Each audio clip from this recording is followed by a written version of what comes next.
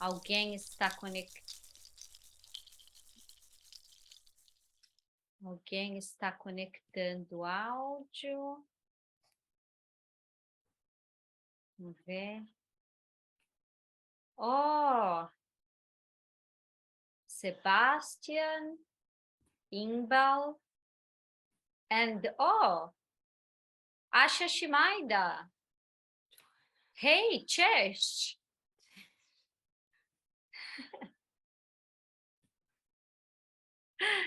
Cześć. Hey, hey. Hey, hey. Ok. Acho que todos agora estão com o áudio conectado, certo? Começando por uma questão que esse encontro, espero que todos que estão conectados saibam, ele será nas línguas, né, português e espanhol, com uma tradução simultânea no chat into English. Se alguém não souber, if you didn't know, there is a translation in the chat into English. Então, bem-vindos, bem-vindas, welcome. Esse é o quarto encontro online do projeto Post-Apocalyptic Encounters, encontros pós-apocalípticos, que é uma plataforma, né, uma série de eventos online e offline, que buscam conectar pessoas interessadas em maneira de pensar e de criar, que navegando por saberes não eurocêntricos. Então, nesse caso, né, não necessariamente não ocidentais, ou não modernos, ou não ocidentais e não modernos,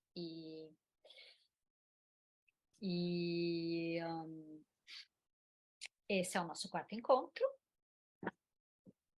E em setembro desse ano, eu, que sou Corina Córdova, e a Bianca Mendonça, nós iniciamos esse projeto com uma série de workshops de body-based practices, de práticas de movimento e de práticas coreográficas, que aconteceram em algumas cidades da Alemanha. E a partir do mês de outubro, nós começamos com essa série de encontros online. E, então, para promover esses encontros e essas conversas entre artistas, enfim, pessoas de diversas disciplinas e, claro, os outros convidados que vêm participar dessa plataforma pública.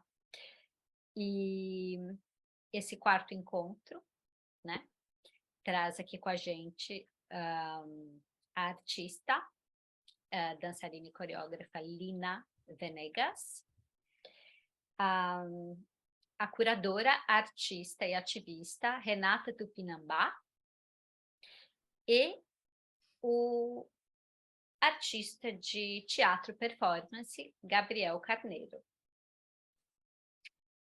E essa sessão está sendo gravada.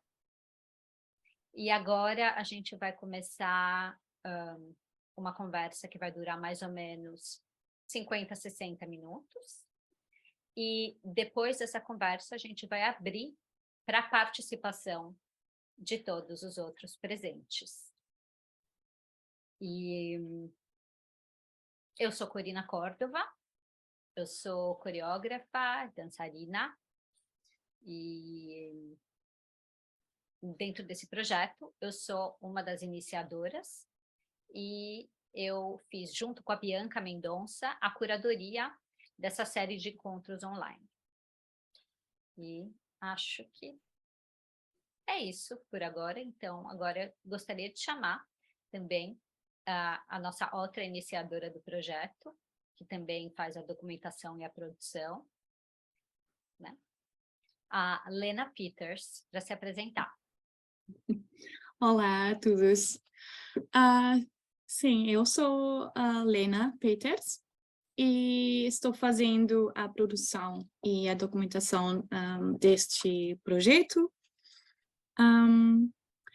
Eu sou da Alemanha, mas atualmente eu moro em Portugal, em Lisboa, e eu trabalho como produtora cultural, como dançarina e dramaturga.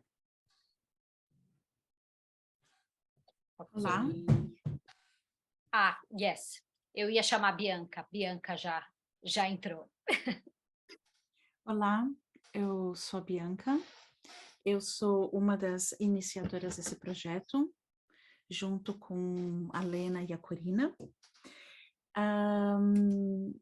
Eu sou nascida e criada no Brasil e atualmente resido na cidade de Colônia, na Alemanha, aonde eu trabalho no campo de dança contemporânea, com coreografia, com pesquisa e também com pesquisas que envolvem temas como pós-colonialismo, o corpo e práticas não eurocêntricas.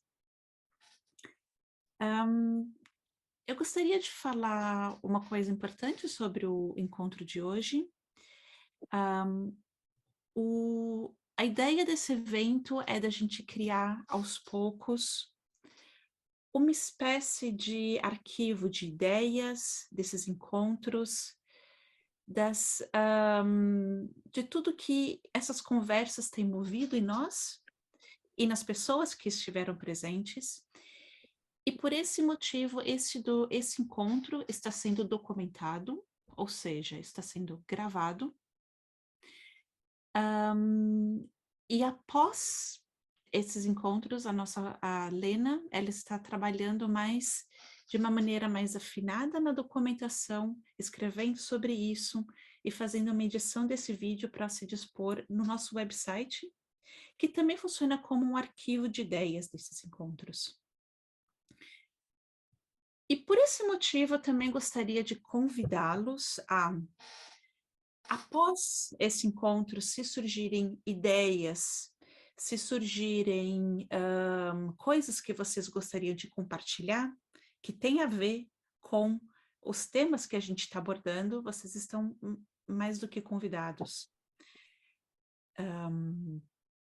Eu gostaria, então, agora de apresentar os nossos convidados de hoje. A gente tem a Lina Venegas, que é bailarina, intérprete e coreógrafa, com uma formação também em engenharia, de raízes colombianas e peruanas e que vive em Viena. O trabalho da Lina trata de conteúdos culturais, sociais, com foco em sustentabilidade, identidade cultural, migração social e processos de integração. E esses trabalhos foram já mostrados em muitos lugares, como Áustria, Colômbia, Japão, Gana, Peru.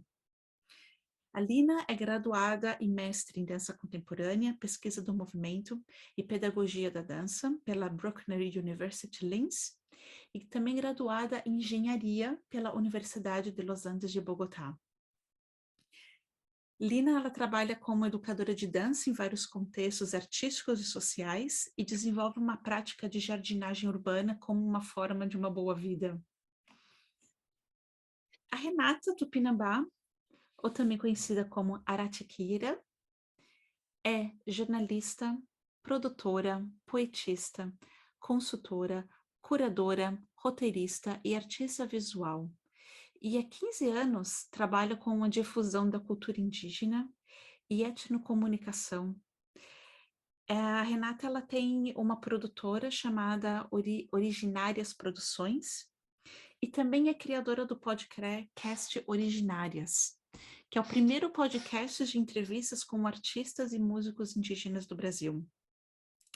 Ela é colaboradora da Rede Visibilidade Indígena, membro da Amotara Zabelê, na Bahia, que é uma escola de conhecimento ancestral em território tupinambá, no município de Una. E por último, queria introduzir o Gabriel Carneiro. Gabriel, que trabalha como ator, diretor e dramaturgo desde 2006. Ele, como imigrante, expressa através de seu trabalho sua correlação com territórios aonde viveu. Entre a teoria e prática na arte, ele atualmente está pesquisando perspectivismo sul-americano como uma abordagem autobiográfica. Desde 2019, ele mora na região do Ruhr, na Alemanha, e desenvolve trabalhos como a Sacrificial System, Mapping of Reflections, e a sua última produção chamada O Chão de Ninguém, Nieman's Boden. Bom, agora apresentado o formato, apresentado o formato, falado sobre a documentação, agora você sabe um pouquinho dos nossos convidados. Eu gostaria de dar início a essa conversa. E para dar início a essa conversa, eu queria trazer alguns temas, algumas palavras que conectam o trabalho dos nossos convidados. Eu queria trazer o cheiro, a sensação, o sabor da terra, as lembranças e as memórias do território. Queria trazer essa ideia desse corpo da migração, esse corpo que transita, e o retorno à ancestralidade, o retorno à terra, o retorno ao chão. E eu queria abrir esse diálogo perguntando para vocês como que esses temas da terra, do território, da migração e do retorno, como que eles navegam e aparecem e se manifestam dentro da prática de vocês.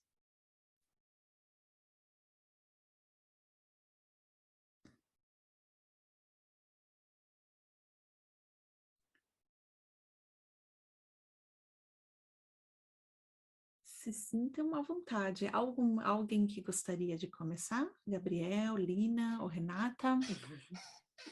Se vocês quiserem, sei lá, de repente, como é que vocês associam essas ideias dentro do que vocês fazem? Bom, eu vou começar, como tá todo mundo quietinho. Sim, por favor, Renata.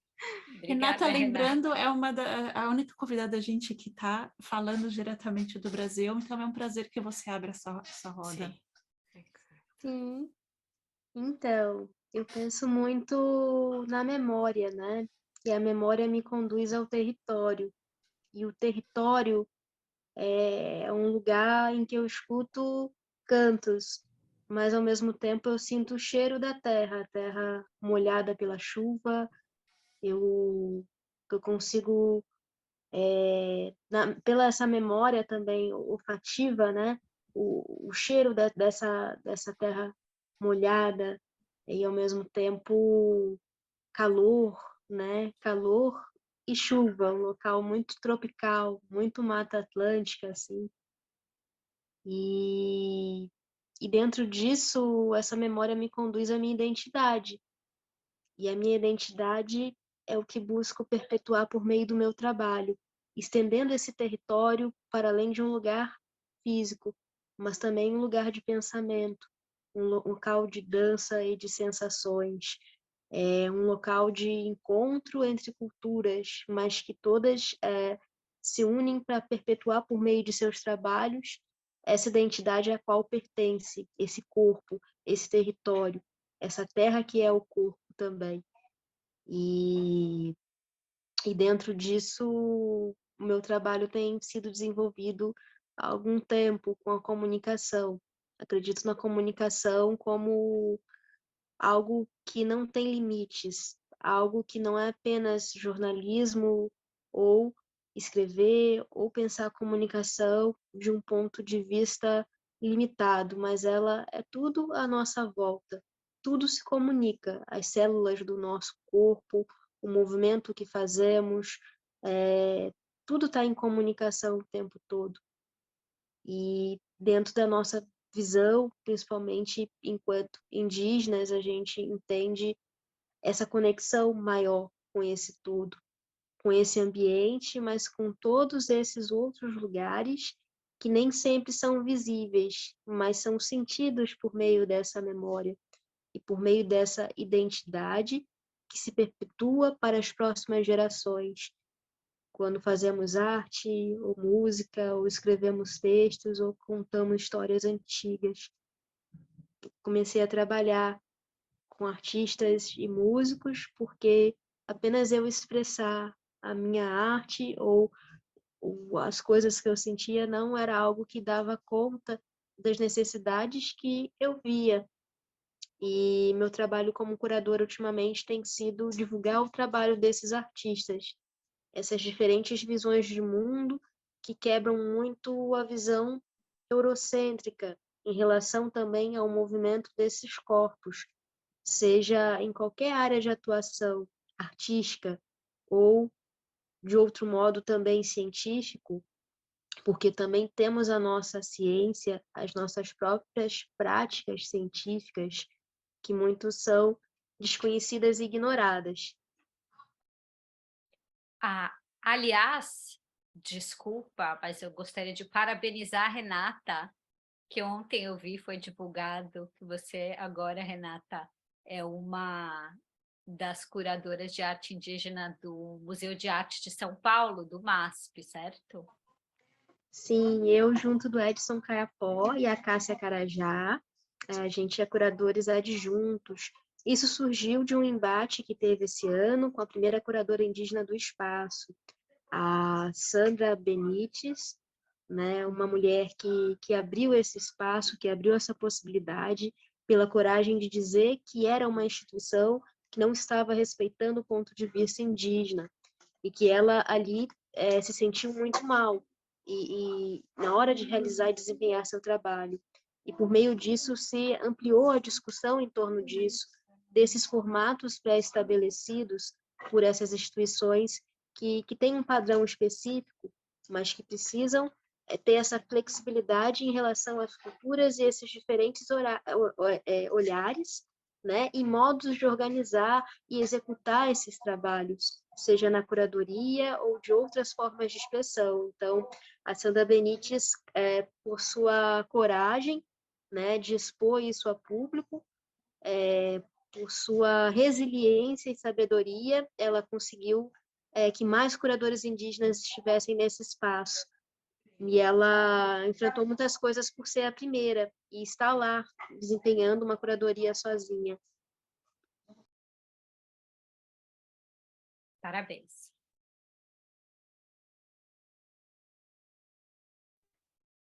Eu só gostaria de perguntar qual eu perdi o nome foi o que você citou, Edson Caiapó, e quem mais? Renata, por favor, para colocar no chat. A Sandra Benites, ela é Guarani Kaiowá, né? Agora ela tá indo para um outro, né? Já está desempenhando um outro trabalho no outro museu, Museu das Culturas Indígenas em São Paulo. E agora tem a Cássia, né? Desculpa o barulho, gente. A Cássia, que é Carajá, e o Edson Caiapó.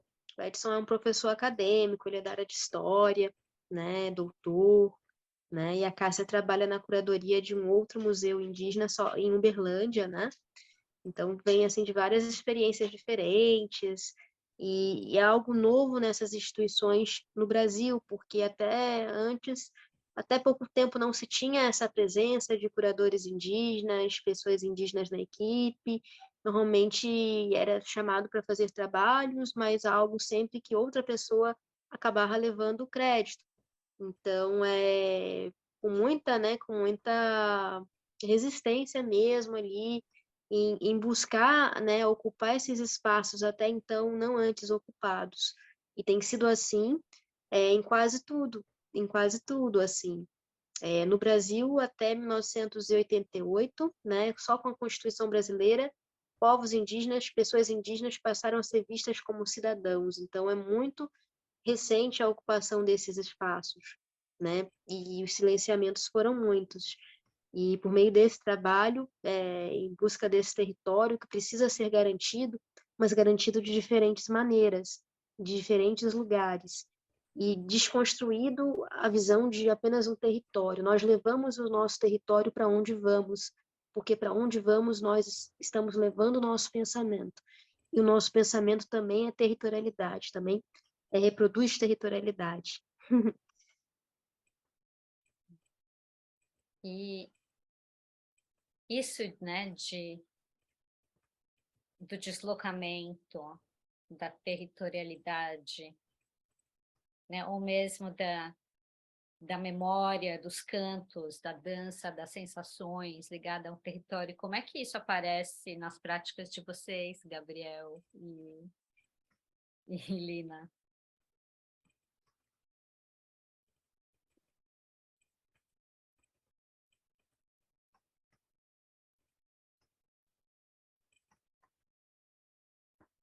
¿Quieres hablar primero, Gabriel, o quieres que yo hable? Tá Eu igual. acho que a pergunta se encaixa bem para você, Lina, nesse momento, eu acho. Tenho a sensação. Ok. Es mejor ser participativo. Bueno, quiero empezar por establecer un puente con la manera como empezó Renata, que me gusta mucho realizar que ella está en Latinoamérica y que está en una percepción del tiempo y el espacio distinta a la nuestra, y que eso tiene un valor para mí muy importante en esta conversación. Entonces, justamente volví a la idea de esta relación con la tierra que fue para mí muy importante desde niña, y que la aprendí de mis padres, porque los dos fueron personas, en su niñez fueron campesinos, ¿no? Que vivieron, mi padre era peruano y mi mamá colombiana, y ellos habitaron regiones muy distintas. Mi madre en las montañas de Colombia, en una región fría cerca de Bogotá, y mi padre en la costa peruana, que es una zona bastante cálida y un poco árida. Sin embargo, de ellos aprendí mucho y me inspiré en esa relación con la tierra. Y creo que ellos me colocaron en ese lugar sin que yo lo supiera. Y eso lo he ido descubriendo con la vida, y es lo que estoy entendiendo ahora. Que esa relación que ellos tenían en su ser era para mí como no era racional. Y yo disfruté mucho, por ejemplo, recuerdo historias que mi padre me contaba por la noche, se inventaba cuentos para ir a dormir, y siempre me hablaba de cosas como que no eran parte del entorno colombiano, como las llamas y las vicuñas y el frío de las montañas peruanas o la costa del Perú. Y entonces yo con esos imaginarios desde niña ya construí un otro espacio que no era el lugar donde yo estaba. Igualmente, mi madre siempre tuvo una práctica cuando tuvo la oportunidad de seguir esta relación con el campo, de hacer jardín, ¿no? En las casas donde vivimos. Mi padre fue ingeniero agrónomo. Entonces, eso viene para mí muy claro desde ahí, de la casa. Los dos con el tiempo se convirtieron en otra profesión, ¿sí? El paso del campo a la ciudad por aquello de la cuestión académica nos lleva a unos cambios muy fuertes, y entonces ahí ellos entraron, digamos, a otra relación distinta con la tierra. Pero para mí esa necesidad surgió cuando yo, con más fuerza, cuando yo estaba estudiando ingeniería y sentí que esta concepción desarrollista y moderna, tecnológica, eficiente, no representaba lo que yo me imaginaba como vida. Yo deseaba aportar en una sostenibilidad del planeta, y la manera que la ingeniería me proponía me parecía absolutamente dentro de los parámetros de la eficiencia, la producción, pero no en la consideración del planeta ni de la vida. Entonces sentí una gran faltante ahí y apareció la danza como un camino que me ha ido llevando hacia eso. Entonces el territorio empezó para mí como en la mente, el territorio mental que se fue abriendo desde mi niñez.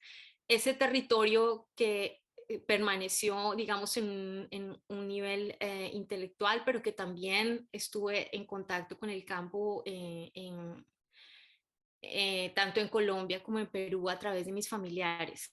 Y luego ese espacio fue creciendo en un espacio que se convirtió en la práctica corporal y ese se volvió el territorio, el cuerpo y el entendimiento de cómo funciona que el cuerpo, qué ancestralidad tiene ese cuerpo y a qué otros territorios me lleva ese cuerpo que yo habito, que habita también la ciudad. Este fue el siguiente paso. De ahí viene el cuerpo del migrante, que es cuando ya he venido a Europa. Ese cuerpo migrante que experimenta la coexistencia de realidades, espacios y tiempos. El que cruzó la frontera, el cuerpo que habita la frontera, como dicen en la decolonialidad. Pero al mismo tiempo, el territorio y la concepción de espacio-tiempo que uno ha dejado atrás y se forma esa permanente coexistencia de ámbitos en la vivencia de uno y por tanto en el arte y por tanto en los temas coreográficos. Entonces, de ahí ese territorio con el tiempo es la búsqueda de sentirse en casa, donde quiera que estás. Sentirse en casa, cómo estoy en casa siempre a donde quiera que vaya, en cualquier parte del mundo. Y eso se revierte tanto en la práctica artística como en la práctica de vida, en la creación de comunidad, de crear prácticas coreográficas, prácticas dancísticas, pero también prácticas de vida que implican la coexistencia y correlación con el entorno y que se salen ya no solamente del cuerpo, este cuerpo de bailarino, de performer, pero que el cuerpo que habita ese entorno donde migró y que se siente en casa coexistiendo con la comunidad allí y con el entorno. Y a raíz de eso, entonces, digamos que mi trabajo coreográfico ha cruzado tres partes. En un inicio, una búsqueda de una ancestralidad, que fue el momento inicial. ¿Cuál es la ancestralidad que habitaba en mí? Era mi primera pregunta. La ancestralidad en todo el sentido, la ancestralidad cultural, pero la ancestralidad vital también. El cuerpo, salirse del esquema intelectual y eficiente de la ingeniería para entrar en una cuestión vital de la danza y entender la forma del trabajo como una cosa vital y no como una cosa eficiente y productiva. Entonces, mi primer espacio fue esa ancestralidad y ahí empecé con cosas como, por ejemplo, coreografías, canción a Ewandama. Ewandama es una deidad de la comunidad embera que habita en la frontera entre Panamá y Colombia. Y cómo sentir que esos cantos de esa comunidad hacen un eco en mí, esa manera que las mujeres cantan en esa comunidad y me transporta a una especie de rezo por la tierra, como un llamado y sentir que en ese llamado, y aunque yo no sea embera, hay para mí una gran fuerte resonancia, que son mujeres llamando a la lluvia, a los animales, celebrando la vida. Y así, algunos pequeños trabajos coreográficos que empezaron por allí. Con el tiempo pasé al espacio de la migración, que es cuando ya estuve aquí en Austria. Y en ese espacio, el tema fue el espacio también. Como que el espacio performativo se convirtió para mí en el espacio migratorio, asimismo. Yo trabajé con migrantes y con refugiados en este sentido. Y entonces el espacio teatral para mí se convirtió en el espacio de migración global, donde la audiencia son aquellos que habitan el territorio, los locales, y los migrantes, los performers, están siendo los que cruzan la frontera y los que la habitan. Entonces, el espacio performativo cogió una gran importancia y significado para mí, como el punto de encuentro, así como lo es el planeta afuera, pero el teatro como ese ámbito de encuentro. Y la parte siguiente, que es en la que me encuentro en este momento, es el espacio performativo dentro, indoor and outdoor, como un espacio de encuentro y participación, donde no hay esa división entre quienes habitan el territorio y quienes cruzan la frontera, sino donde hay una celebración de la vida, de la muerte y del duelo. Entonces, mi deseo o a donde quiero llegar en la práctica artística es a un ámbito de celebración colectiva, de intercambio de saberes, donde no hay jerarquización entre el especialista, que es el artista, y la audiencia, sino donde hay un estar juntos, pero al mismo tiempo donde el cuerpo no es el cuerpo humano o no es el cuerpo migrante, sino es un cuerpo vivo, que es parte de todo lo que está vivo. Es un cuerpo que es animal, que puede ser planta, mineral, es un cuerpo del pasado, de lo que llamamos pasado. Es un cuerpo que no está en el territorio donde nació. Entonces, esa es mi intención en este momento. Y por ahí ha pasado el territorio. Entonces se vuelve este territorio que es en relación con el entorno, en relación con la vida, y ya no solamente como una búsqueda personal de identidad cultural y de ancestralidad.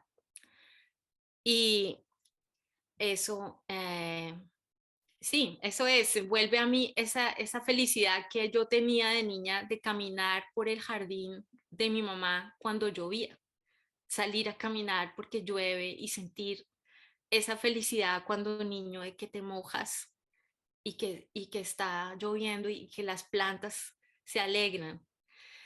Y eso es lo que también hago ahora. Para mí el trabajo en el huerto y el trabajo de horticultura es una coreografía.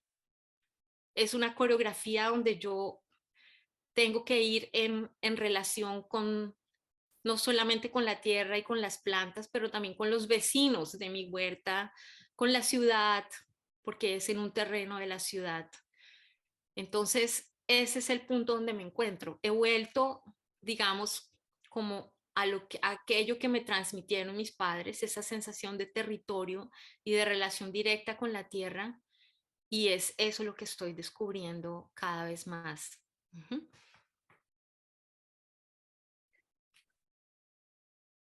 Ah, muito obrigado. Eu agora meio que... assim como a gente teve uma conversa... Gabriel, licença. Como? Vou te interromper rapidão, por favor. Eu só gostaria de perguntar para a Tranquilo. Lena novamente, que eu perdi mais um nome também. Lena, tú dijiste el nombre de una deidad que está en la... Uy, no te escuché. ¿Cómo? Yo hablé de la deidad Ewandama. Espera, yo lo escribo por el chat. Ok, Sí, gracias. listo.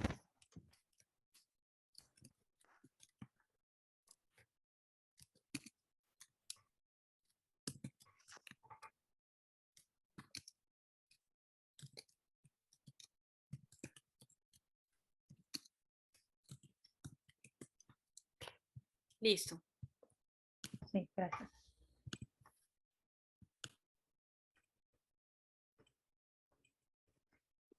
Sim, Gabriel, muito obrigada, desculpa. Tranquilo, imagina. Sim, a gente teve uma conversa alguns dias atrás para preparar esse encontro, né? E eu falei na conversa que o meu pensamento a gente pode preparar coisas, a gente pode meio que planejar, mas o meu pensamento ele acontece melhor em presença de outros pensamentos. E aí eu queria meio que falar de novo o que já foi falado, no sentido da Renata que ficou para mim, né? É preciso sentir ou ouvir, é preciso ver a chuva chover. Eu gosto de brincar com o português, assim, que a gente meio que desmonta a língua e, e mostra também como a língua ela pode ser outra coisa. E em relação à Lina, me ficou na mente isso que ela falou de buscar a busca por se sentir em casa, não é?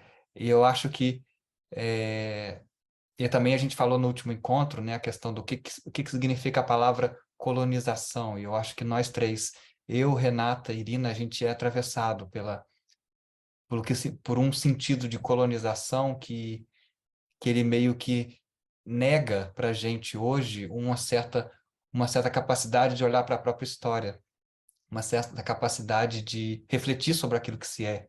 E é esse exercício que a gente tenta fazer, de alguma forma, por meio do nosso trabalho artístico, ou do nosso ativismo, ou por meio das palavras que a gente formula, né? No meu caso, eu sou brasileiro, eu sou do interior de Minas Gerais. Acho importante, primeiro, falar de quem é você, de onde você vem, até mesmo por essa questão do território, você está falando como, com quem, né? Eu sou de Minas Gerais, só que eu sou do interior de Minas. E eu acho que no Brasil, o Brasil ele é um país em que eu vejo várias contradições no Brasil. O Brasil é o país do exercício da contradição, assim, é uma coisa que ele vai de encontro ao encontro de outra com muita facilidade. E às vezes no Brasil não se enxerga certas contradições. E acho que uma delas é a contradição do Brasil da cidade e o Brasil do interior, e o Brasil da roça, e o Brasil rural. E eu venho do Brasil rural, o Brasil da roça, do interior. E aí, ser do interior, para mim, foi uma espécie de apresentação, ou eu pude conhecer um Brasil que eu tenho a sensação de que é um país que ele meio que esqueceu, ou que ele tenta se esquecer daquilo que é produto dessas contradições, né?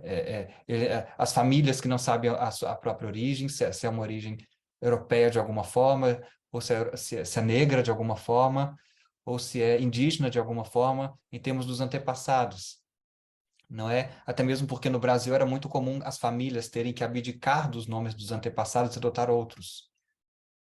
No Brasil é meio que esse exercício do colonizar, né? No Brasil, para mim, é meio que esse exercício de fazer esquecer, de tirar das pessoas a capacidade delas refletirem sobre o que elas são ou sobre o que elas podem ser a partir do que veio antes dela e definiu elas como elas são hoje.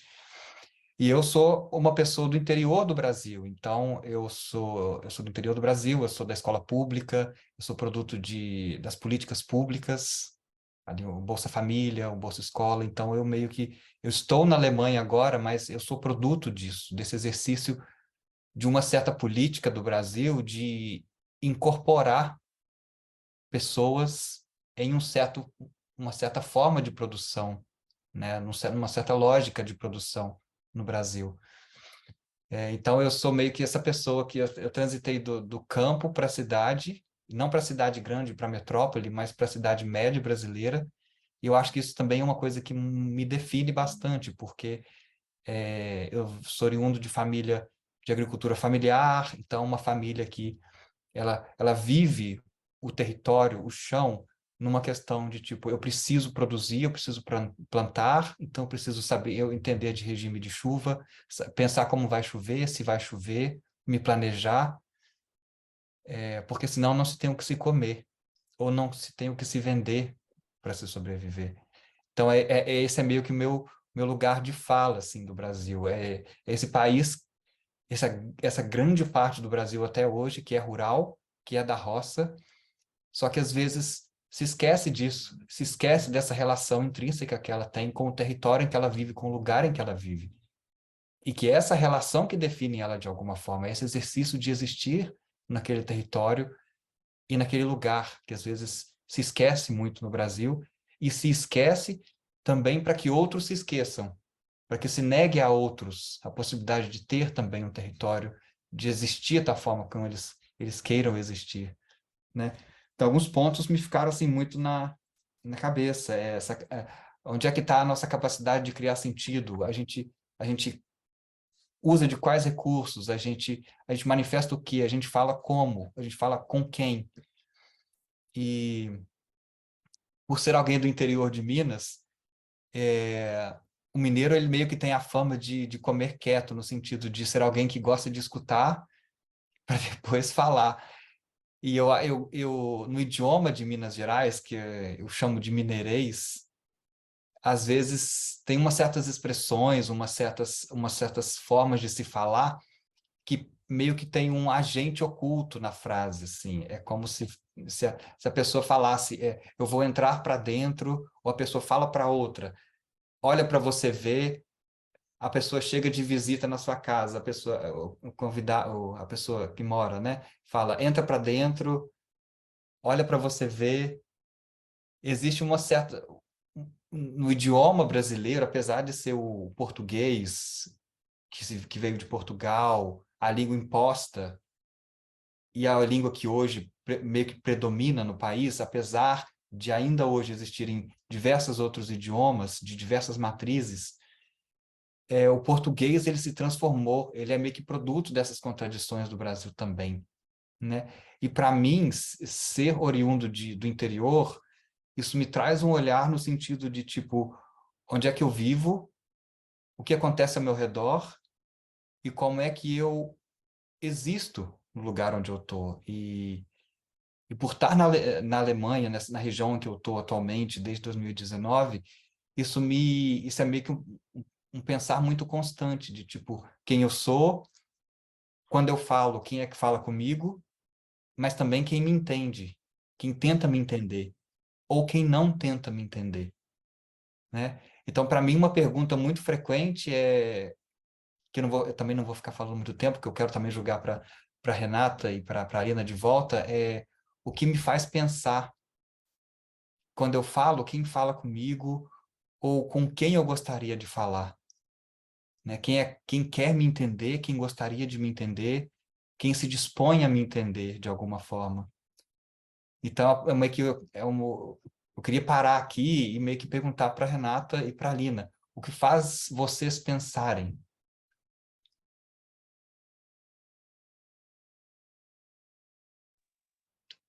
Por favor, puedes repetir la pregunta? ¿Qué hace para você? O que No faz entendí bien. pensar? ¿Qué hace pensar? Ok, Pensar. ok.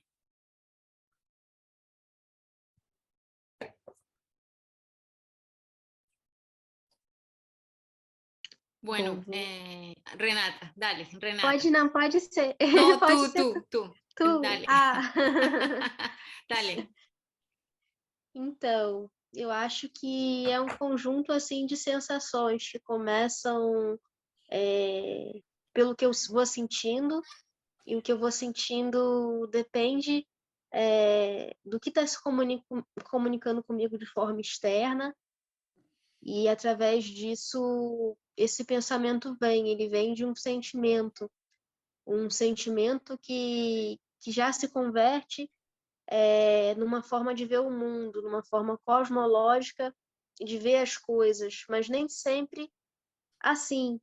É uma pergunta assim que remete a muitas coisas, mas eu acho que nesse universo dessas sensações, assim, tudo que eu sinto faz eu pensar. Dentro do pensamento, não apenas dos povos indígenas, mas também africanos, né? Tem algo como eu penso, assim, eu não penso e existo, eu sinto e logo penso, e logo existo. A razão está muito voltada à parte da emoção, é diferente, assim. O sentir é o verdadeiro pensar, e através dele que vem o pensamento. Seria algo assim.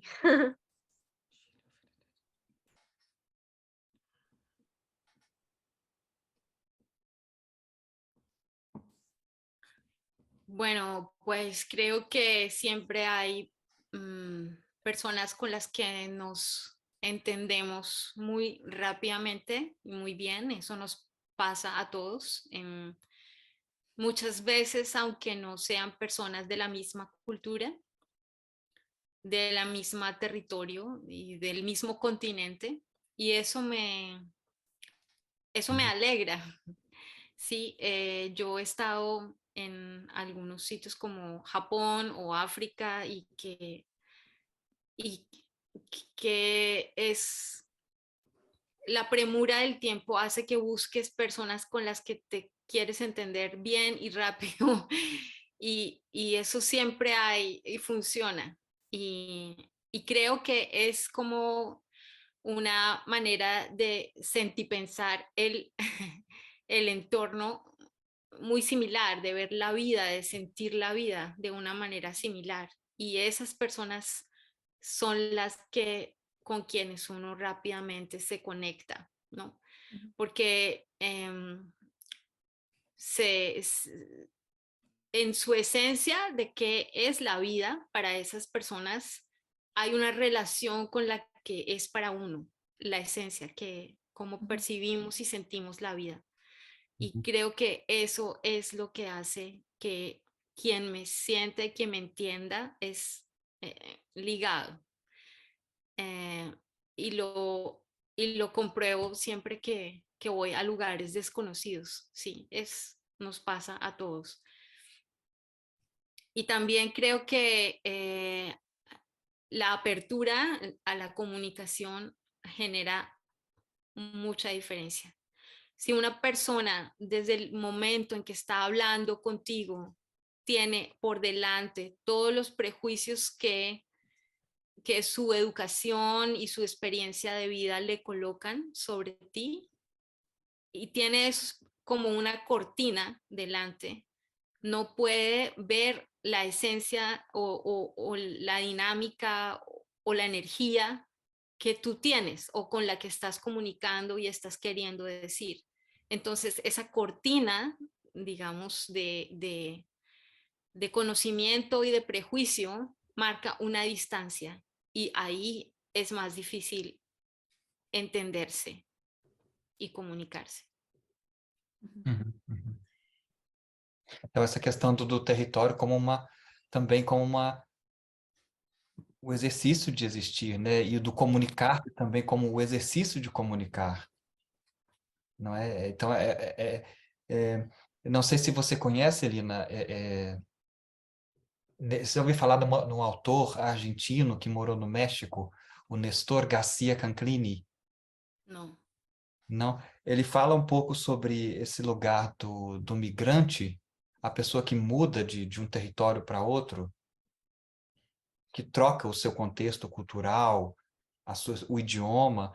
Ele fala como que essa pessoa ela passa a ter que viver numa espécie de um estresse, porque ela começa a pensar o que ela é o tempo todo, ela tem que exercitar o que ela é o tempo todo, e nisso ela vai meio que se adaptando e se transformando, né? E nesse contexto eu acho desse formato, né, post-apocalyptic encounters, talvez esse exercício de si, né, ao longo do tempo, de se transformar, de ser aquilo que se é, mas também ser outra coisa, de relembrar da sua ancestralidade, isso talvez possa ter em si uma espécie de ser migrante, de exercício, de conquistar para si uma habilidade ou de tentar se fazer um exercício de criar sentido para que o lugar onde se esteja, que seja o seu lar.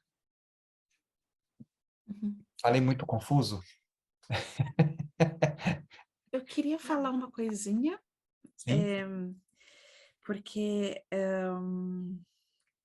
falar a partir dessa coisa do pensar e do sentir, tipo, o que a Renata falou do sentir ser o verdadeiro pensar, me faz também conectar com a ideia que a Lina trouxe da questão do corpo como território, e ter o corpo, assim, esse território do corpo como um pensamento, Ou Uhum. seja, essa sensação de habitar o seu corpo, de mover o seu corpo, de estar no seu corpo como uma prática de pensamento, que seria também para mim uma prática da sensorialidade. Uhum. Essa ideia de uma pessoa pensar, mas não pensar através da racionalidade, pensar através da sensorialidade, treinar esse olhar sensorial, e esse olhar sensorial ser uma maneira de desenvolver um pensamento. E isso tudo, essa coisa, esse olhar para o pensamento, mas através de uma relação corporal, de uma relação sensorial, de uma relação emocional, vai também para mim com uma coisa que a Helena falou, que é ir contra essa relação tecnológica e da eficiência e da extradição, que para mim se relaciona muito com o que a Renata falou lá no início, dessa coisa de dar lugares a pensamentos de outras pessoas e artistas que têm essa relação, que é uma relação do não extrativismo, a relação de se relacionar com a natureza, com o mundo, com o outro, não através da extradição, mas não através de estar lá um recurso para ser eficiente, um rio que é para eficiência, uma árvore que é para nossa eficiência, mas por estar, por esse conviver com esses outros corpos, pelo fato de conviver, porque estamos juntos, porque eles respiram, porque eles têm necessidades. Então, eu estou tentando amarrar um pouco nessa coisa do sentir como maneiras de se pensar, do corpo como uma maneira também de sentir, de estar no mundo, de propor relações sensoriais, de propor relações com esses outros corpos, como nós como corpos iguais. Isso para mim vai muito de encontro ao que a Renata trouxe também no início dessa discussão, dessa relação de mundo que não é a relação extrativismo, que é essa relação que, a meu olhar, tem a ver muito com essa relação do não eurocêntrico, do não cartesiano, do não europeu, de uma relação mais do estar, do ser e do sentir o cheiro da terra molhada, do presente. Uhum. Enfim, eu fiz uma provocação tentando juntar coisas que vocês falaram nesse momento. Eu acho que eu pego daqui um pouquinho, porque eu acho que vai muito por esse lugar, esse pensamento, né, que a gente está falando, ele não é só a lógica, né? Ele Não é a lógica, é o pensamento conteúdo. como forma de existir. Existir é pensar, né? Acho que acho que a gente está muito no lugar, né? Se a gente for pegar a fórmula cartesiana, né, no sentido eu penso, eu logo existo, como é que a gente inverte isso? Eu existo, eu logo penso.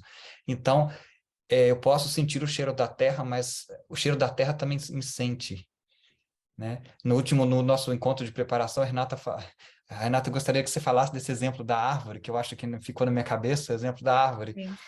E a gente começou nossa conversa com uma situação que na Renata tinha uma árvore, talvez você conte para a gente de novo, eu acho que talvez seja uma forma de voltar a esse ponto, porque eu acho muito importante isso. Essa forma predatória, Renata, né?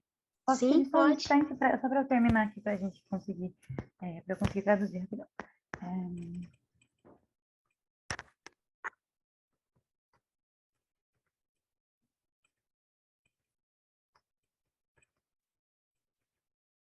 Aí, pode dar. Esse modo predatório, né, que a gente vê nos grandes centros urbanos, dentro, né, do contexto urbano, como as casas são construídas em cima da terra, esse cimento em cima da terra, e muitas vezes de uma forma a não pensar num todo, apenas em ocupar aquele espaço. E esses dias, uma árvore na rua, né, ela começou a romper o cimento e começou por conta, né, das raízes crescendo, crescendo, crescendo, ela teve que ser cortada, né, porque senão ela ia quebrar todos os muros, ela ia, né, romper realmente ali o cimento e voltar ao local dela de origem, né? Digamos assim, né? No sentido de que ela estava dentro do território dela, mas por conta dessas construções de um modo a não pensar nessa biodiversidade à volta, colocou ali toda uma situação de risco, mas que essa árvore ela resistiu tanto que ela foi capaz de romper o cimento. A vida é capaz de romper essa estrutura, né? Essas estruturas de um modo geral, assim, enxergar essa vida, né? Enxergar que somos parte disso, que somos também essa natureza, e isso me faz pensar em como tudo, esse pensamento desequilibrado de um modo vertical, a não enxergar esse todo, a não enxergar essa biodiversidade, a não enxergar formas mais orgânicas e também mais conscientes de ocupar esses espaços e estar em conjunto com toda essa biodiversidade, ligado a essa biodiversidade, e não tirando tudo isso do caminho, não passando por cima por pensar que quer construir algo, né, em si, e como por trás desse pensamento a gente vê tantas metáforas a tantas outras coisas. Eu não sei se estou falando muito rápido, estou tentando falar mais devagar, assim. Mas essa árvore é um pouco daquilo que eu acho que somos também, né? Somos essas árvores que andam e também temos nossas raízes cerceadas a partir do momento que nossos pensamentos são moldados ou condicionados ou limitados a determinadas coisas, em vez de ser algo a se expandir, algo que não está ali preso num padrão ou num conceito, né? A gente vê muitas formas de a todo momento essa pluralidade, essas múltiplas formas de existir, de ser e desses diferentes seres que existem, né? Não apenas humanos, mas também animais, plantas, todos esses também são seres, né? E porque nós, dentro de todo esse cenário do antropoceno, muitos, né, temos essa condução de pensamento em achar que o homem é o centro de tudo, quando ele é apenas parte de algo muito maior, né? Que é essa natureza, essa biodiversidade. Então, assim, como de numa situação tão simples a gente vê metáfora tantas coisas em relação à colonização, né? Esse cimento é a colonização em cima dos nossos corpos e pensamentos, limitando até onde podemos pensar e ver, crescer ou ir, né? Mas a vida vai rompendo o cimento de qualquer forma. Então, eu acho que existem muitas formas de olhar para dentro para poder enxergar tudo que está fora e, ao mesmo tempo, olhar para fora para poder ouvir todas essas formas de vida e expressão. Tem um equipamento hoje em dia, né, que eu acho tão bonito, eu esqueço o nome, mas que ele é capaz de escutar o som que sai das árvores, das plantas, das pedras, né? Alguns são capazes de captar outros tipos de ondas, e existe uma música que sai dessas plantas, dessas árvores, desses outros seres, assim, e é uma comunicação, né, de algo vivo, e os movimentos que fazem também embaixo da terra, como se comunicam, e como isso é ignorado por esse cimento que representa essa colonização em nossos corpos. Então, a gente também precisa decolonizar o nosso corpo, que é o nosso território, e que é o nosso pensamento, para poder também, como essa árvore, romper o cimento, mas de algum modo que a gente não encontre formas que não venham nos cortar por romper a colonialidade, mas que nos ajude e nos dê sustento para reproduzir a vida, das mais diversas maneiras. Uhum. Eu queria conectar uma coisa agora, acho que também com o que a Bianca falou. Uhum. Isso que você estava falando, Renata, dos sons que podem ser gravados, enfim, embaixo até... Enfim, mas basicamente existem frequências, né? Lógico que o ouvido humano não ouve, né? Enfim, logicamente. Assim como tem coisas que o olho humano não vê. E dentro, né, da cultura moderna ocidental tem muito isso do ver para crer, né? E Uhum. tendo a visão como, né, existe uma hegemonia da visão. A gente, inclusive, está agora numa tela, mas, enfim, quer dizer, então mesmo todo, né, o discurso artístico e as artes, né, que a gente conhece, elas são, né, foram desenvolvidas a partir de um tipo de pensamento que prioriza a visão, né? E aí eu lembrei disso que a Bianca falou, dessa sensorialidade e de perceber, né, os entornos, mas não só necessariamente por meio, claro, da razão e, agora também queria adicionar isso, da visão, que eu também conectei muito com o que a Lina falou, né, do trabalho artístico, que busca uma deserarquização entre o especialista, né, o performer, e o espectador, que seja uma criação de experiência mais do que, vamos dizer, o compartilhamento de um espaço, mas com uma separação, né, entre aquele que vê.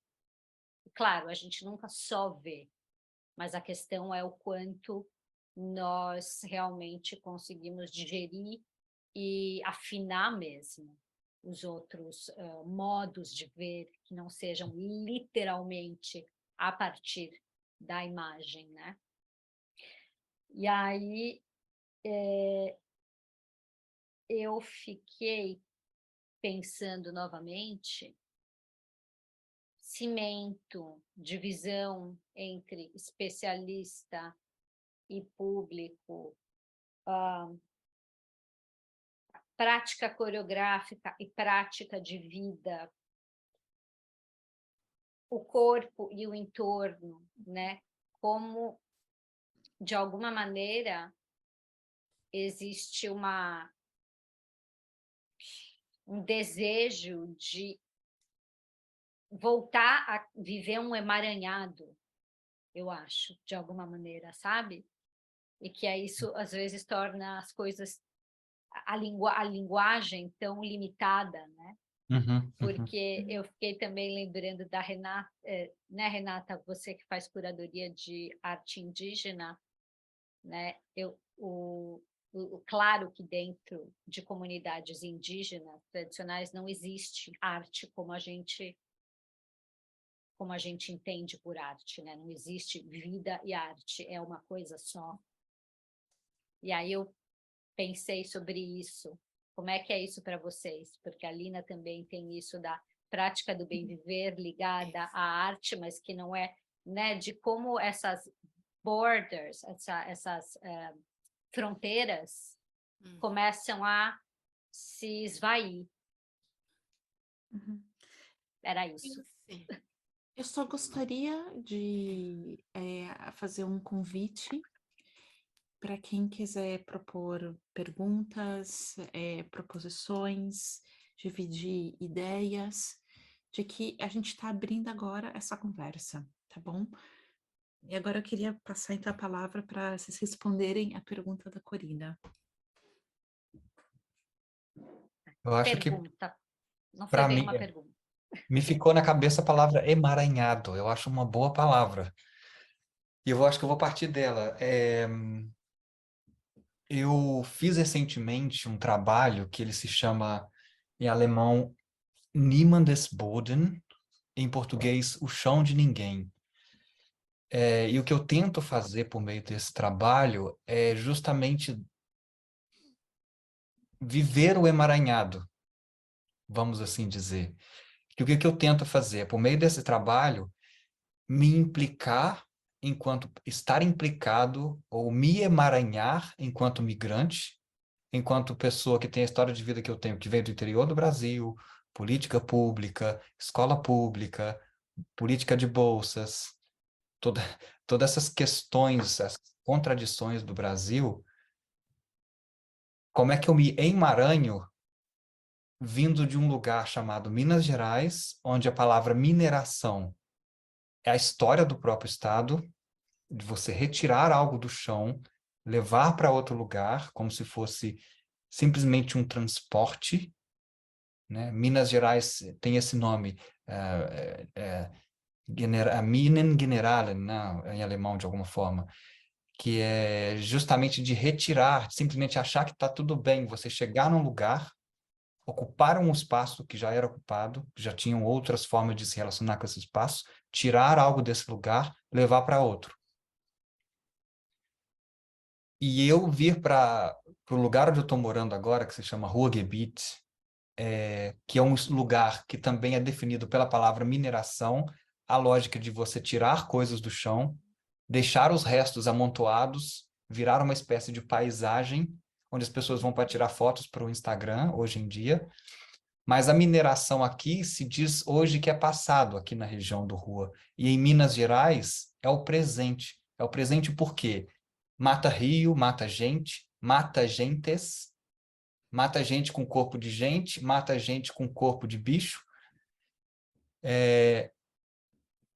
Por que eu estou falando isso? Essa forma de falar, eu tento mudar o meu falar para que um outro pensamento também exista por meio da minha fala, por mais que eu use o português.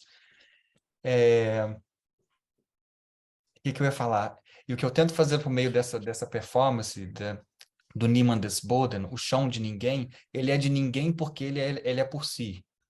É a ideia do projeto. Ele existe e ele fala por si. E o que eu tento fazer por meio desse projeto é tentar sobrepor as existências Minas Gerais e Ruhrgebiet, para que essa sobreposição permita para as pessoas ver outra coisa. E essa outra coisa seria uma espécie de futuro dos dois lugares. E aí eu faço uma brincadeira dramatúrgica, que é falar que o futuro do Ruhrgebiet, onde a mineração já é passado, que o futuro do Ruhrgebiet é o presente de Minas Gerais. Porque a partir do momento que você tira uma coisa e leva para outro lugar, não está tudo bem achar que vai passar, que é passado e já foi.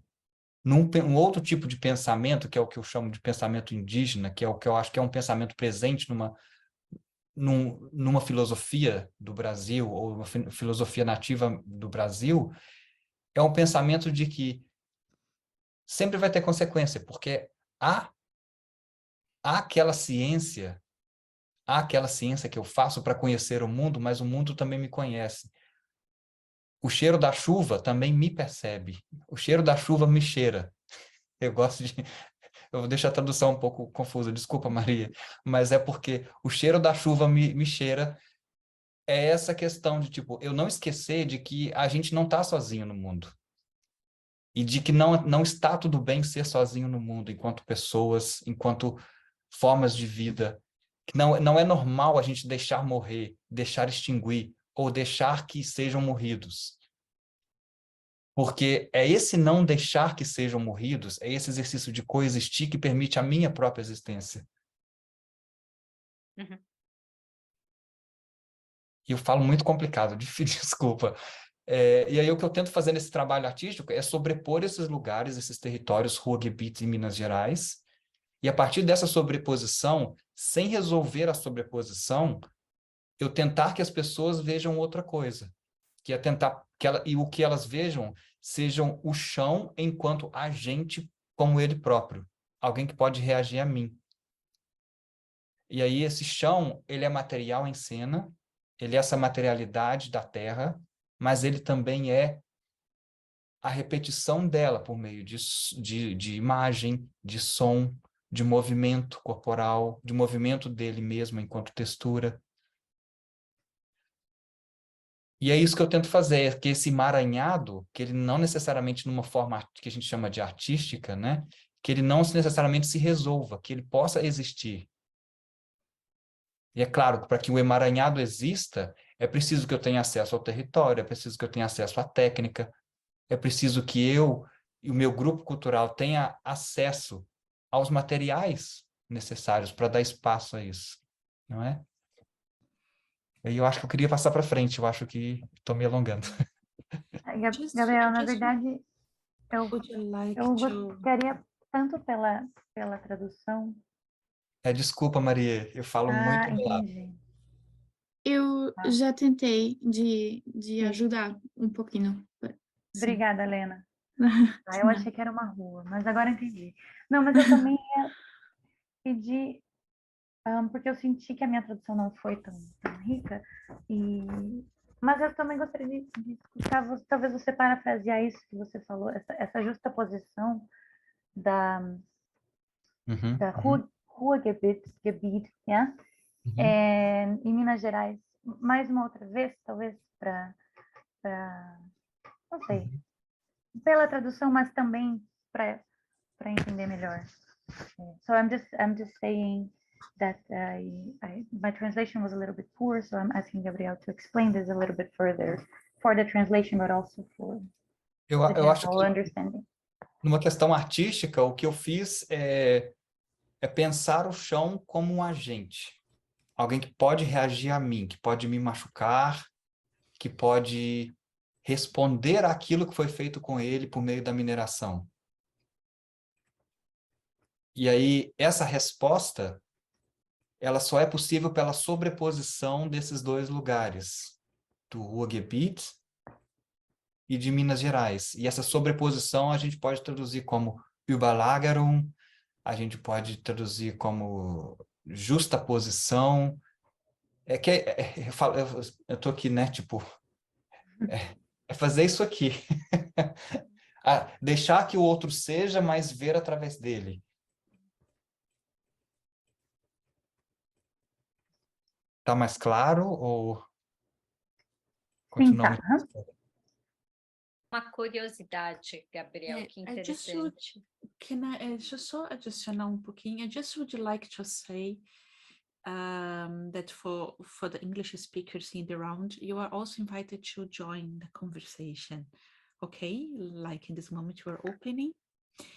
You can put your question in the chat, or you can open your microphone, but the conversation is open to everybody.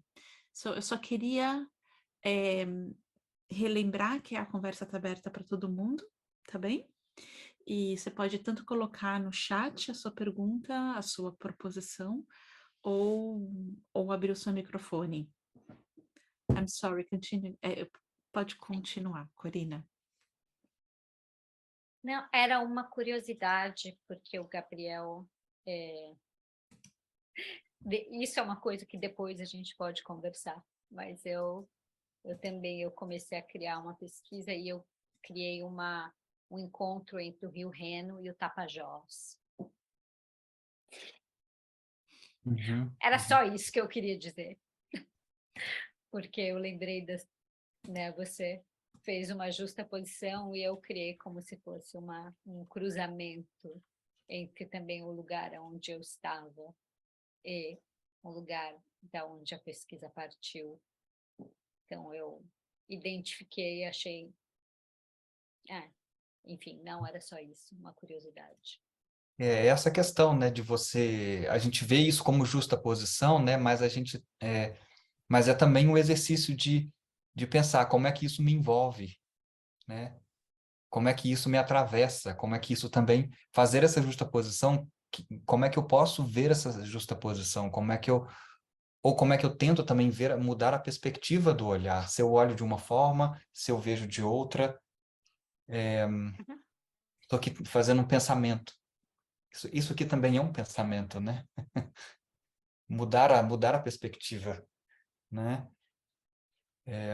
Ver através de pode ser visto de muitas formas.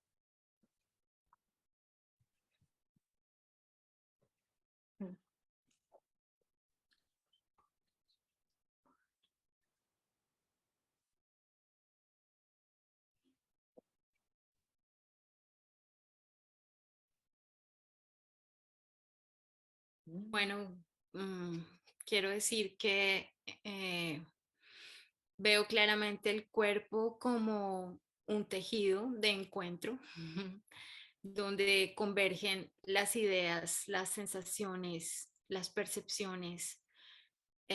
Por eso me senté hoy en el suelo, aquí, en este suelo de este apartamento, porque creo que hay que formar parte de la red de vida. Así estemos en un edificio y el cuerpo es ese medio. Entonces yo creo que es nuestra herramienta y por eso creo todavía en las artes performativas y en el cuerpo como una manera de encontrarnos como humanos, pero también encontrarnos con toda la vida que hay en este planeta. Y creo que si tenemos esa perspectiva como punto de partida, tenemos la posibilidad de encontrarnos y tejer con todas las personas y con todos los seres de este planeta.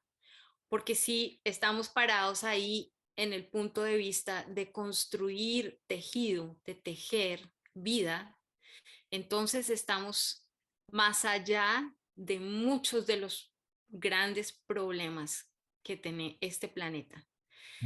Y creo que idealmente deberíamos llegar allá.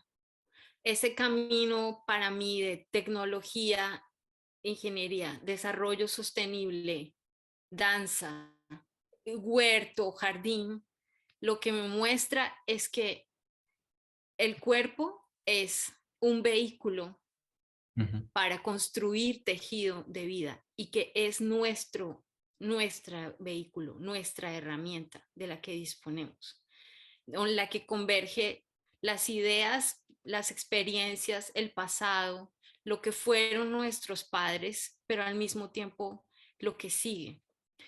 Y ahí quiero decir otra cosa que es interesante, por ejemplo, en el último trabajo con Amanda Piña, estaba viendo uno de los videos que ella colocó y el antropólogo que estudiaba la comunidad wixárika decía en México, ¿no? La comunidad ve la modernidad como un pasado y ve el pasado como el futuro. Entonces, eso me parece muy interesante porque es completamente un revés de la perspectiva. No tenemos que culturalizarnos, no tenemos que desarrollarnos y llegar a un lugar. Tenemos que volver a eso que es la vida, que está en el pasado y que lo sabían nuestros antepasados, pero no solo los de Latinoamérica, los de todos los continentes. Porque si yo tengo esa perspectiva, yo entonces puedo ir a un huerto y plantar un tomate y entender que ese tomate viene del Perú y descubrir que mis antepasados en el Perú hace miles de años sembraron tomates de los primeros y que luego yo vengo a otro continente y aprendo y comparto formas de sembrar tomates, intercambio semillas de tomates, porque es también la práctica ancestral de las personas aquí. Y entonces estamos todos volviendo a una manera más completa, que es realizar todo lo que significa nuestra vida, que no son solamente nuestras ideas, nuestro trabajo, nuestro salario, nuestro ingreso, sino que tanto nos acercamos a eso que es la vida, incluyendo lo que nos llevamos a la boca y que luego se convierte en parte de esto que es nuestro cuerpo.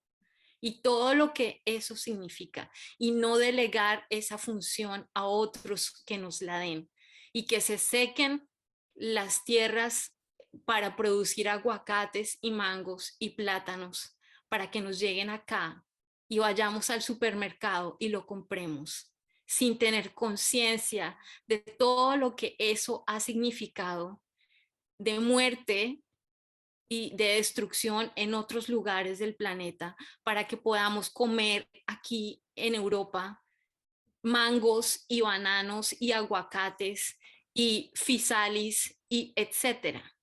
¿Cuánta sequía implica eso? ¿Cuánta mano de obra mal paga implica eso? ¿Cuántas personas migrantes en condiciones laborales malas para producir esa comida? Que aquí simplemente voy al supermercado y la compro. Entonces, como artistas no podemos estar encerrados en salones, lejos en nuestra nube, creo yo. Me disculpan, es mi perspectiva. No comparto que el arte sea una cuestión intelectual elitista que está encerrada en unos salones de especialistas o de élites o de teatros. Creo que el arte hoy en día, y el arte performativo aún más, porque es el arte del cuerpo, tiene que salir, vincular, tejer espacios, personas, funciones, maneras de hablar, de comunicar, visiones. Es un gran potencial transformador el que tiene el arte performativo, y es un gran potencial transformador el que tenemos los migrantes, porque los migrantes hemos cruzado la frontera y nos hemos salido de los clichés culturales de los cuales vivimos y crecimos. Vengo de una sociedad que aún cree que ser blanco es ser mejor y es estar por encima del otro. Vengo de una sociedad donde ser indio es peyorativo, aunque sean nuestros antepasados. Y eso es lamentable. Entonces, creo que la capacidad del arte de tejer es muy grande, y creo que el arte debe salirse de su bienestar, como igual la vida debe salirse de su confort consumidor y tejer, entender que si quiero comer, tengo que producir. Hay que sembrar para cosechar, en todos los sentidos. El arte y la vida es la misma cosa. Entonces, eso es lo que quiero decir, hay que tejer.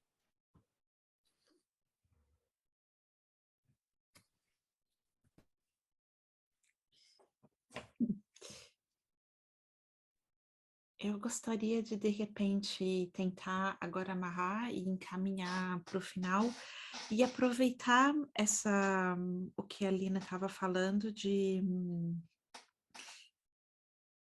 dessa coisa da comunidade que vê o futuro com o passado e o passado como futuro, porque isso dá exatamente a ideia desse projeto, do pós-apocalipse. A ideia desse projeto nasceu de olhar para o apocalipse que se iniciou há mais de 500 anos atrás na América Latina, o apocalipse dessas culturas, e revisitar essa ideia, revisitar os valores desses corpos que viveram essa violência como uma maneira de aprendizado, como uma maneira de sobrevivência, de resistência, como uma maneira de se relacionar com o mundo para não levarmos o mundo para o próximo apocalipse. Então, eu acho interessante quando você trouxe a coisa do passado como futuro, porque o apocalipse que aconteceu já com alguns povos é o que, na verdade, que está nos levando, para onde estamos sendo encaminhados agora. E eu queria saber se tem mais alguém que gostaria de falar mais alguma coisa, se Renata, de repente, se há alguma coisa que você gostaria de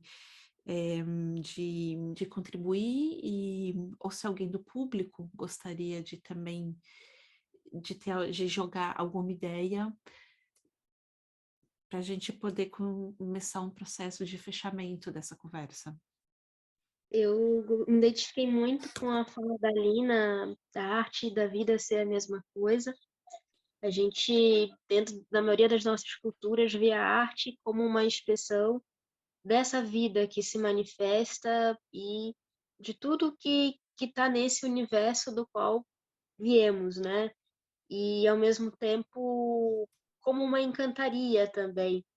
Quando a gente vai praticar, às vezes, um rito, a gente também está produzindo encantaria, também está fazendo algo que lembra uma manifestação artística, mas é uma vivência, é algo que é a vida, né?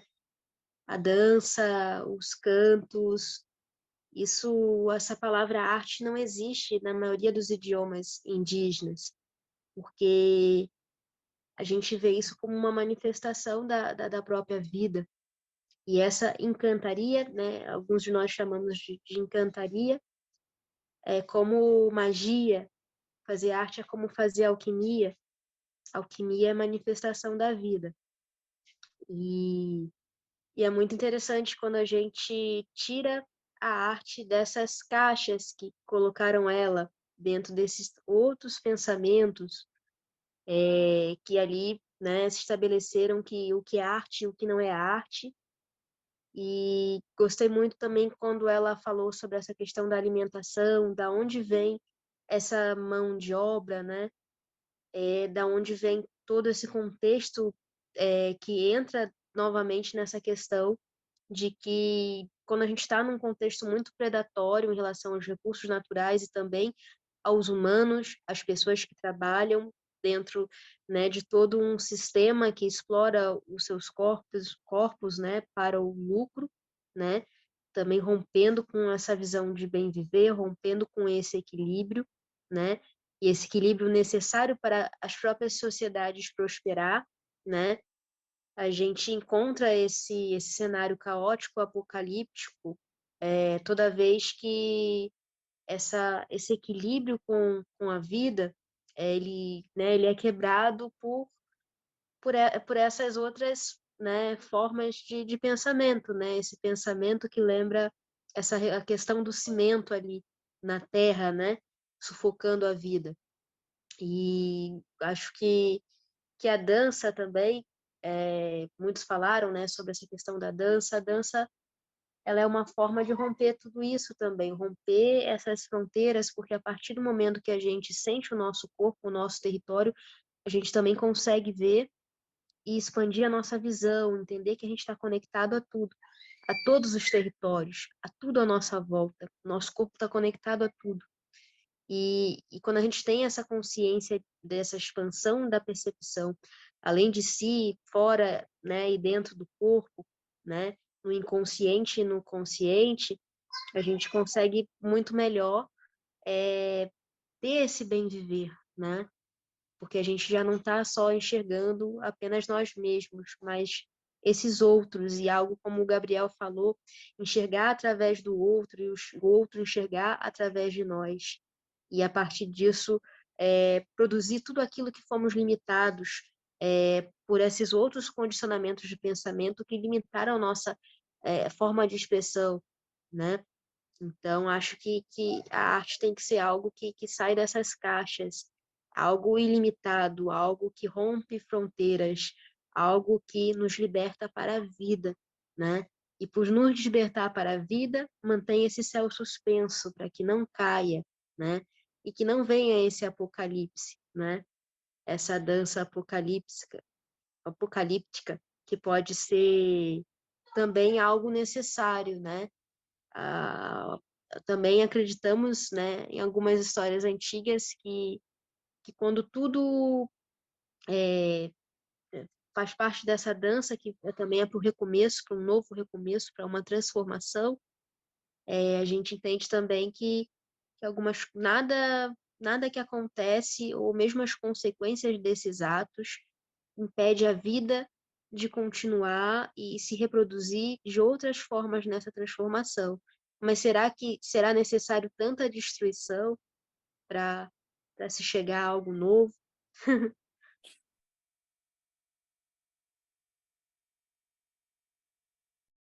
Ah, había escuchado cortamente una historia que es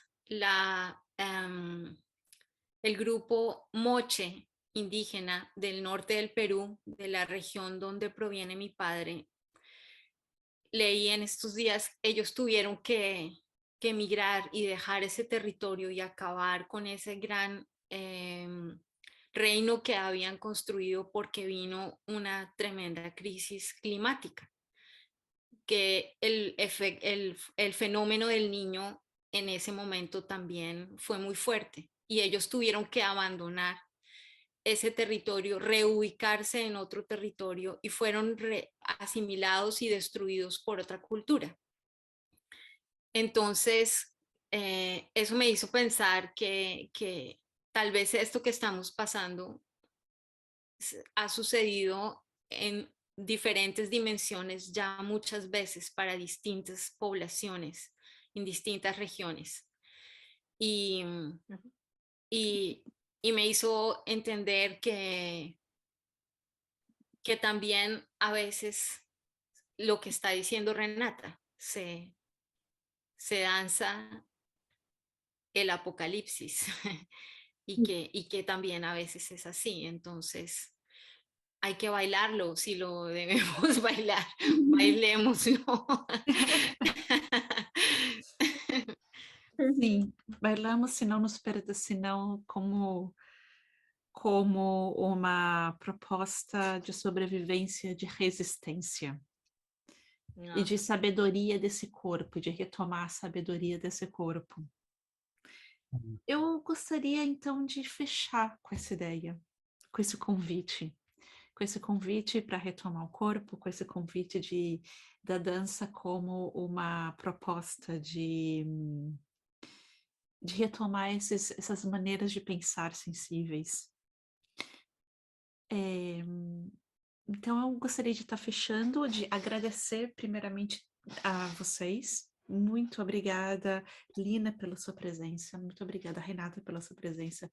Muito obrigada, Gabriel, por estar aqui. Pelas imagens, pelos impulsos, pelas ideias que aqui distribuímos.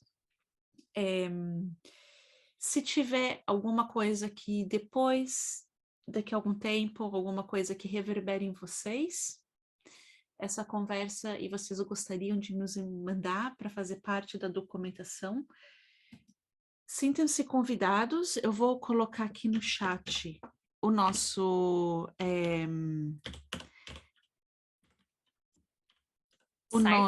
site, onde está o nosso e-mail, e gostaria também de convidá-los para o último encounter, no dia 7 de dezembro, com o coletivo Living Midnight, da Índia. Também que vai ser um encontro muito especial, sobre questões de como repensar o design a partir das mitologias indígenas. E é isso, Corina, alguma coisa que você gostaria de dizer para fechar? Bianca, só me fala, ou escreve no chat, por favor, o nome do coletivo. Sim. Obrigada. Eu vou colocar o link aqui para o próximo encounter.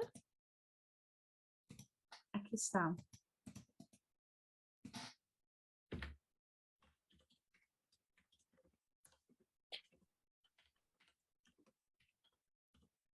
Então, não, eu também só queria agradecer.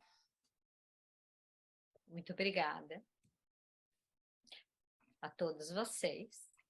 E queria lembrar que não só os nossos convidados, mas todos vocês estão convidados a contribuírem com a nossa documentação. O nosso arquivo do projeto, que vai ficar no site que a Bianca acabou de compartilhar. Então, se daqui a um tempo vocês tiverem qualquer insight, ou quiserem mandar uma referência, alguma coisa, né, que tem alguma ressonância com o que a gente conversou hoje, está todo mundo convidado, e aí vocês podem mandar um e-mail para a gente, tá? Pode ser logo mais, pode ser... Vamos dizer que pode ser até o final desse ano, calendário ocidental. Y puede ser de cualquier forma. Pueden ser textos, pueden ser poemas, pueden ser imágenes, puede ser de cualquier forma. Y sí, lo agradecemos mucho. Pero hablas todo, mujer. Ok. Muito obrigada. Muito obrigada. A todos. Muito obrigada. Muito E obrigada. venham no Muito nosso obrigada. último encontro. Para o Gracias. próximo encontro. Muchas gracias. Muchas Obrigado. gracias a todos. Não, mas obrigada. Obrigada, obrigada. Boa noite. Buenas noches.